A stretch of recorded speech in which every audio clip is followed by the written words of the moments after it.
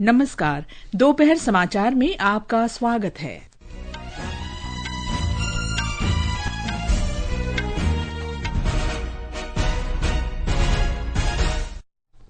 भारतीय reserve bank ने repo दर घटाकर 6% की, विकास को बढ़ावा देने के लिए उदार रुख अपनाया। रिजर्व बैंक ने चालू वित्त वर्ष के लिए सकल घरेलू उत्पाद वृद्धि अनुमान को भी घटाकर 6.5% किया। प्रधानमंत्री नरेंद्र मोदी ने जलवायु परिवर्तन को सबसे बड़ा संकट बताया, कहा इसका एकमात्र उपाय सतत जीवन शैली है। बिम्स्टेक देशों के कृषि मंत्रियों की आज काठमांडू में बैठक। अमेरिका के राष्ट्रपति डोनाल्ड ट्रंप द्वारा चीन पर 104% जवाबी शुल्क और भारत से आयात पर 26% शुल्क आज से लागू। और अहमदाबाद में आईपीएल क्रिकेट में आज शाम गुजरात टाइटंस का मुकाबला राजस्थान रॉयल्स से। दोपहर समाचार के साथ मैं कनकलता। भारतीय रिजर्व बैंक ने नीतिगत रेपो दर में 25 आधार अंकों की कमी की है। अब रेपो दर 6% हो गई है। रिजर्व बैंक ने 5 वर्ष में लगातार दूसरी बार रेपो दर घटाई है। इससे पहले फरवरी में रेपो दर कम की गई थी।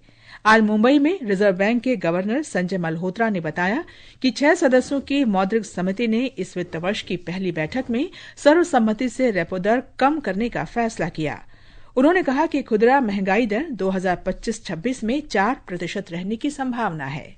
The MPC voted unanimously to reduce the policy repo rate by 25 basis points to 6% with immediate effect. Consequently, the standing deposit facility, the SDF rate under the liquidity adjustment facility shall stand adjusted to 5.75%.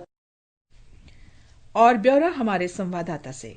RBI governor Sanjay Malhotra ने आज कहा कि वैश्विक व्यापार से जुड़ी अनिश्चितताओं के प्रभाव को ध्यान में रखते हुए विकास की संभावित दर को 6.7 से घटाकर 6.5% कर दिया गया है। हालांकि भारत के कृषि क्षेत्र की विकास संभावनाएं उज्जवल बनी हुई है। मैन्युफैक्चरिंग क्षेत्र में भी सक्रियता दिखाई दे रही है तथा सर्विसेज क्षेत्र में भी मजबूती देखी जा रही है। एमपीसी ने आज अपने रुख को न्यूट्रल से बदलकर एकोमोडेटिव कर दिया है। आगे बढ़ते हुए गवर्नर ने कहा कि भविष्य में किसी भी झटके की अनुपस्थिति में एमपीसी केवल 2 विकल्पों पर ही विचार करेगी, यथास्थिति या दर में कटौती। निशा रानी के साथ मैं अंकिता आप्टे, आकाशवाणी समाचार, मुंबई। इस बीच प्रमुख घरेलू शेयर बाजारों में आज कारोबार की शुरुआत नुकसान के साथ हुई। सेंसेक्स 350 अंक से अधिक गिरकर 73,874 पर कारोबार कर रहा था। निफ्टी 107 अंक गिरकर 22,433 पर था। जवाबी शुल्क लगाने का अमेरिका के राष्ट्रपति डोनाल्ड ट्रंप का फैसला लागू हो गया है। इसमें चीन से आयात पर 104% शुल्क भी शामिल है। नई शुल्क व्यवस्था राष्ट्रपति ट्रंप की उस घोषणा के बाद लागू हुई है जिसमें उन्होंने चीन को अमेरिकी सामान पर लगाए गए 34% जवाबी शुल्क को वापस लेने की चेतावनी दी थी। गोल्डमैन सैक्स के अनुसार इससे चीन की अर्थव्यवस्था को बड़ा धक्का लग सकता है और उसकी वृद्धि दर 2.4% तक घट सकती है। इस बीच भारत से आयात पर लगाया गया 26% शुल्क भी आज से लागू हो गया। केंद्रीय मंत्री पीयूष गोयल ने इस संबंध में कहा कि सरकार द्विपक्षीय व्यापार समझौते पर काम कर रही है। प्रधानमंत्री नरेंद्र मोदी और अमेरिका के राष्ट्रपति डोनाल्ड ट्रंप ने फरवरी में इस संबंध में फैसला किया था। श्री गोयल ने कहा कि भारत ने कई मोर्चों पर बात की है जो सही दिशा में आगे बढ़ रही है। I think when the Prime Minister and President Trump met, they had both announced that we shall enter into discussions for a bilateral trade agreement by the fall of 25. Our businesses work seamlessly with each other. India opened their arms to all the tech giants, be it Google, be it Meta. All of them were welcome in India.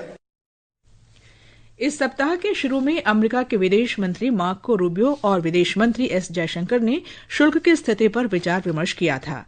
अमेरिकी अधिकारियों के अनुसार दोनों पक्षों ने निष्पक्ष और संतुलित व्यापार संबंध के लिए प्रतिबद्धता व्यक्त की। श्रीलंका के राष्ट्रपति अनुराग कुमारा दिसानायके ने हाल ही में श्रीलंका से निर्यात पर लगाए गए जवाबी शुल्क से राहत के लिए अमेरिका के राष्ट्रपति डोनाल्ड ट्रंप को पत्र लिखा है। श्रम मंत्री अनिल जयंत फर्नांडो ने संसद में इसकी पुष्टि की। उन्होंने कहा कि पत्र व्हाइट हाउस पहुंच गया है। ये समाचार हमारी वेबसाइट www.newsoneir.gov.in और हमारे न्यूज ऑन एआईआर ऐप पर भी उपलब्ध है। भाई तू हमेशा इतना एक्टिव कैसे रहता है? सही डाइट, एक्सरसाइज और कम तेल वाले खाने से। अधिक तेल खाने से ओबेसिटी बढ़ती है और स्टैमिना कम हो जाता है। अच्छा, सही कहा। अब मैं भी अपनी डाइट में तेल कम करूँगा ताकि फिट रहूँ। जैसा कि हमारे प्रधानमंत्री जी भी कहते हैं, एक फिट और हेल्दी नेशन बनने के लिए हमें ओबेसिटी की समस्या से निपटना ही होगा। एक तरीका मैंने सुझाया था, खाने के तेल में 10% की कमी करना। कम तेल में बड़ी बात, सेहत रहे दिन और रात। दोपहर समाचार में आपका फिर स्वागत है। प्रधानमंत्री नरेंद्र मोदी ने आज नई दिल्ली में नवकार महामंत्र दिवस के उपलक्ष्य में आयोजित एक कार्यक्रम को संबोधित किया। श्री मोदी ने जलवायु परिवर्तन को आज का सबसे बड़ा खतरा बताते हुए कहा कि इसका एकमात्र उपाय जैन समुदाय की सतत जीवन शैली है। प्रधानमंत्री ने कहा कि जैन समुदाय सदियों से सादगी, स्थिरता और संयम के सिद्धांतों का पालन करता आ रहा है। श्री मोदी ने स्वदेशी उत्पादों की अधिक से अधिक खरीद करने और दूसरों को भी इसके लिए प्रोत्साहित करने की आवश्यकता पर बल दिया। उन्होंने स्वदेशी उत्पादों को वैश्विक स्तर पर ले जाने के महत्व को रेखांकित किया। साथियों, जब मैं वोकल फॉर लोकल कहता हूँ, जो सामान बना है भारत में, जो बिके भारत में भी और दुनिया भर में, जिस सामान को बनाने में किसी भारतीय के पसीने की खुशबू हो, जिस सामान में भारत की मिट्टी की महक हो, हमें उसे खरीदना है और दूसरों को भी प्रेरित करना है। नवकार महामंत्र के महत्व के बारे में बताते हुए श्री मोदी ने कहा कि ये मंत्र विकसित भारत के दृष्टिकोण से जुड़ा हुआ है। नवकार महामंत्र का एक दर्शन विकसित भारत के विजन से जुड़ता है। विकसित भारत यानी विकास भी, विरासत भी। एक ऐसा भारत जो रुकेगा नहीं, जो थमेगा नहीं, जो ऊंचाई छुएगा लेकिन अपनी जड़ों से नहीं कटेगा।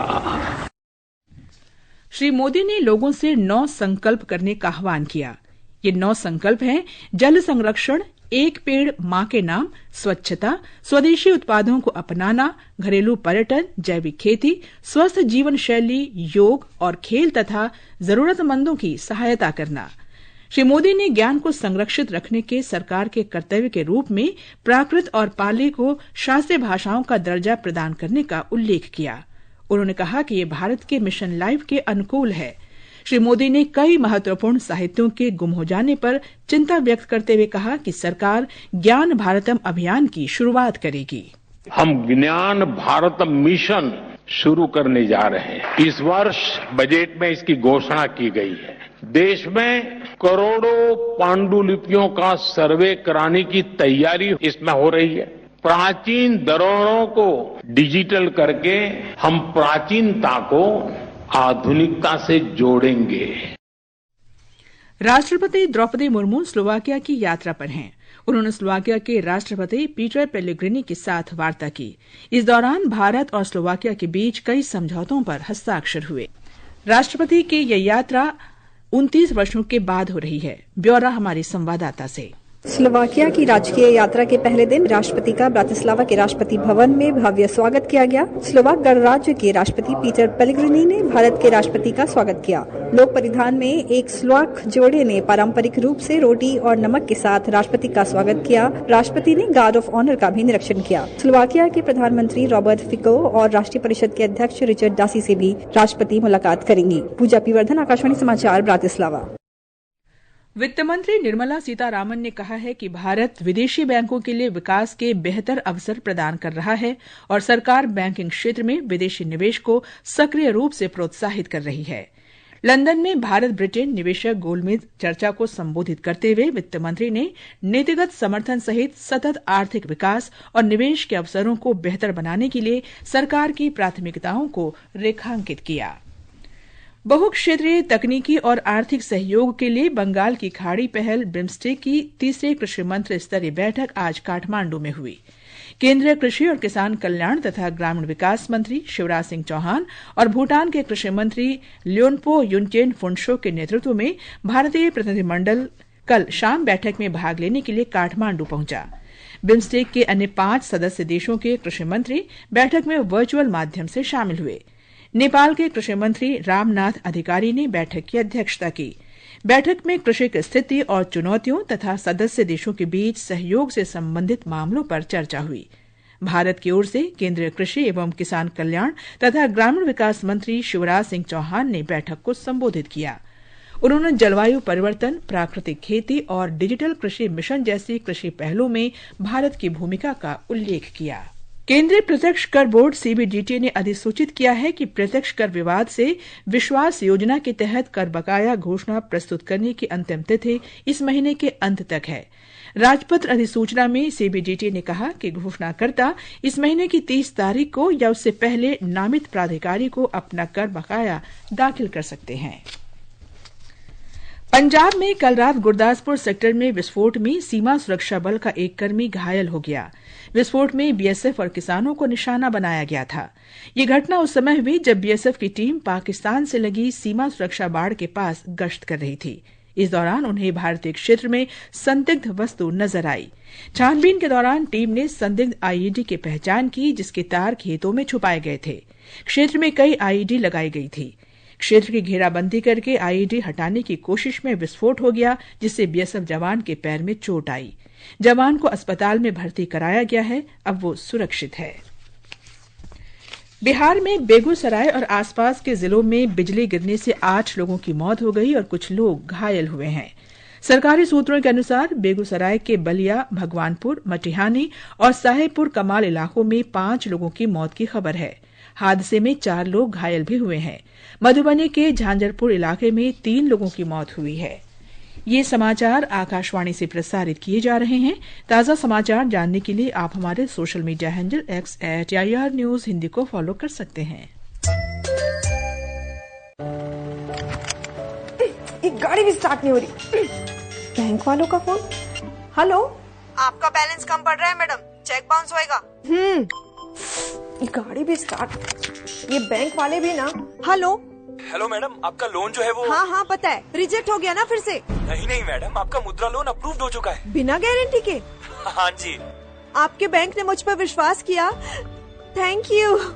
विश्वास मोदी जी को आप पर है मैडम। जब विश्वास का इंजन लग जाता है तो व्यापार की गाड़ी चल पड़ती है।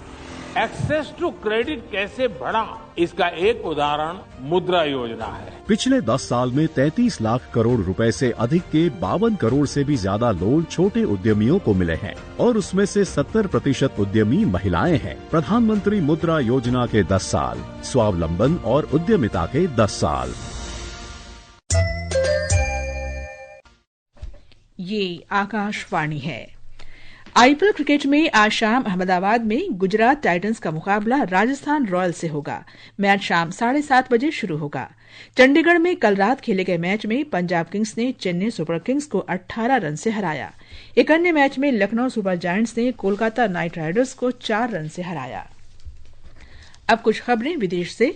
डोमिनिकन गणराज्य की राजधानी सेंटो डोमिंगो में एक नाइट क्लब की छत ढहने से 98 लोगों की मौत हो गई और 150 से ज्यादा लोग घायल हुए हैं।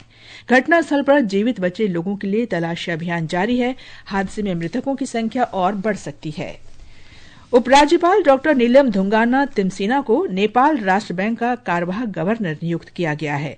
6 अप्रैल को निवर्तमान गवर्नर महाप्रसाद अधिकारी का कार्यकाल समाप्त होने के बाद से राष्ट्र बैंक में कोई गवर्नर नहीं था। अंत में मुख्य समाचार एक बार फिर। भारतीय रिजर्व बैंक ने रेपो दर घटाकर 6% की। विकास को बढ़ावा देने के लिए उदार रुख अपनाया। रिजर्व बैंक ने चालू वित्त वर्ष के लिए सकल घरेलू उत्पाद वृद्धि अनुमान को भी घटाकर 6.5% किया। प्रधानमंत्री नरेंद्र मोदी ने जलवायु परिवर्तन को सबसे बड़ा संकट बताया, कहा इसका एकमात्र उपाय सतत जीवन शैली है। बिम्स्टेक देशों के कृषि मंत्रियों की आज काठमांडू में बैठक। अमेरिका के राष्ट्रपति डोनाल्ड ट्रंप द्वारा चीन पर 104% जवाबी शुल्क और भारत से आयात पर 26% शुल्क आज से लागू। और अहमदाबाद में आईपीएल क्रिकेट में आज शाम गुजरात टाइटंस का मुकाबला राजस्थान रॉयल्स से। इसके साथ ही दोपहर समाचार का ये अंक समाप्त हुआ। नमस्कार।